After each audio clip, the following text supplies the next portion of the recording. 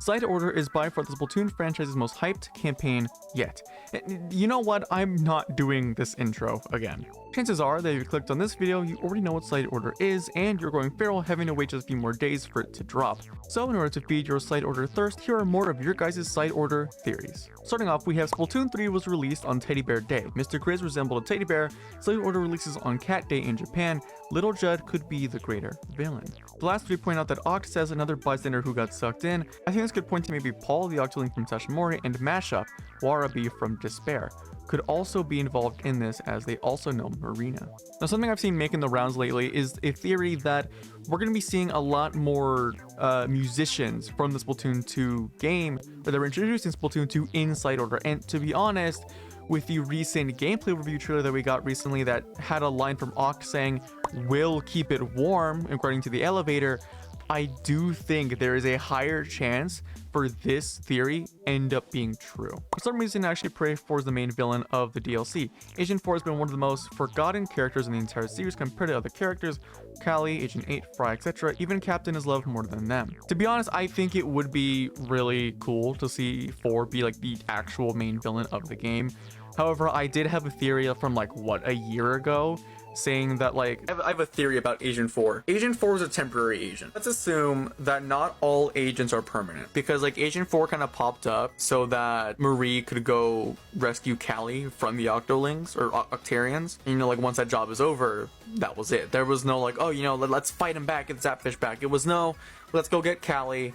And I guess the Zapfish too, you know. It's my theory on it. If I'm wrong, I hope I am, because it's really cool to see returning characters from the previous games. But who knows, maybe 4 is a permanent agent that has kind of lost their way. Maybe they've done some stuff in the background.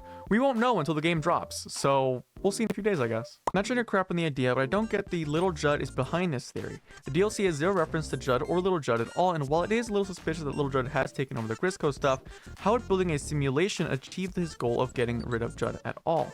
Nevertheless, trapping agents and idols in it as well, since it's hinted no one came here on purpose? Then like, okay, but do we really want a bite-sized cat to be the grand reveal to the villain when we can have an entirely new bad guy? That's what we're gonna settle for? Yikes. To be honest, I'm not entirely sold on the whole Little Judd is the bad guy theory. I'm definitely hoping that it's Tartar, but I am hoping that if Nintendo ends up taking a sort of like Little Judd is the main villain type route, I hope that's for the next game, because I think it'd be really cool to actually fight against Little Judd. Maybe there could be some sort of like fight that actually makes it really interesting. But I definitely agree that like having Little Judd be the main villain, or like, you know, grand reveal for Side Order it'd be funny, but at the same time it's just kind of like it's a little underwhelming.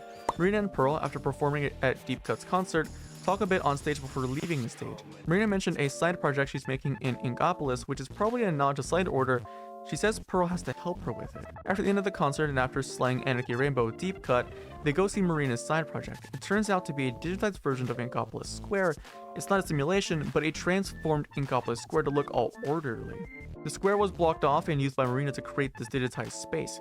Since all the Inklings and Octolings went to Splatsville, it was practically empty anyway, and Marina got permission to use the area to create a digitized, orderly world of her own. But something went wrong.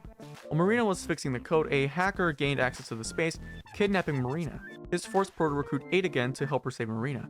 The reason why 8 is knocked out and just waking up in the release date trailer is because while entering the digitized space, she was knocked unconscious somehow by the electronic frequencies. That's it.